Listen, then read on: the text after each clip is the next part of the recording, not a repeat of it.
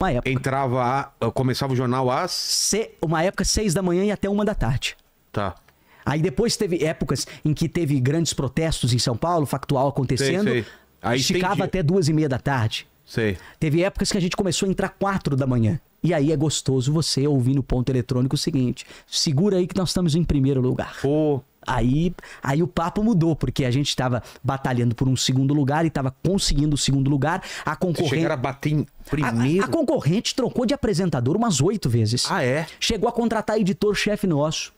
Chegou a mudar de apresentador, trouxe cara que tava bombando em afiliada pra tentar em São Paulo, não foi. Porra. Tentou mudar, a âncora que já tava muito antigo. Então foi fazendo muita mudança. A concorrência que tinha uma estrutura muito maior que a nossa. Mas a gente conseguiu mudar o hábito e fazer o nosso arroz e feijão bem feito. Porque engana-se quem pensa em televisão, que às vezes você precisa de um cenário astronômico pra mostrar que... Não. Às vezes não. Às vezes não. E o teu contrato era o quê? Vale mais o conteúdo, é igual um presente. A caixa pode ser linda, se dentro não tiver conteúdo... Tanto é que... E eu me preocupava muito com isso, sabe? É que a internet hoje em dia tá batendo televisão, né? Eu não era o cara que só chegava pra apresentar. No começo eu fazia isso porque eu não tinha consciência de que eu podia colaborar também com a questão do conteúdo. Depois que eu fui entendendo isso, eu fui colaborando com a parte do conteúdo. Então eu chegava antes do jornal, mesmo sendo horários bem cedos, mas aí eu já tinha acostumado naquela rotina de dormir durante o dia e ficar madrugada e manhã acordado. Então eu chegava lá 2h30 da madrugada, 4 horas o jornal entrava no ar ou às 6 da manhã. Então aí eu pegava tudo o material que chegava das afiliadas, assistia, não ao pé da letra, de dar play e deixar 3 minutos de VT rodar, não. Eu já ia passando pra ver se VT tem imagens relevantes, o circuito tá bom, vou pegar, vou anotar. De repente...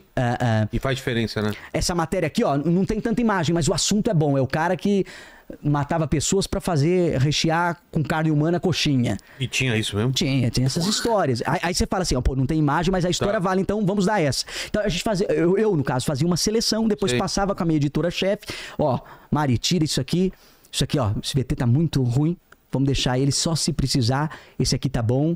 E fazia, depois que o jornal terminava, um pedido para as afiliadas. Eu assistia alguns programas de algumas afiliadas e fazia o pedido das matérias, que eu via que eram com matérias boas. Porque não todas as afiliadas, mas uma ou duas que eu assistia, colocava esse conteúdo no YouTube, transmitia os jornais ao vivo. Então eu terminava o meu, via as matérias que interessavam, anotava e pedia para a rede no dia seguinte eu estar com aquelas matérias para eu também exibir.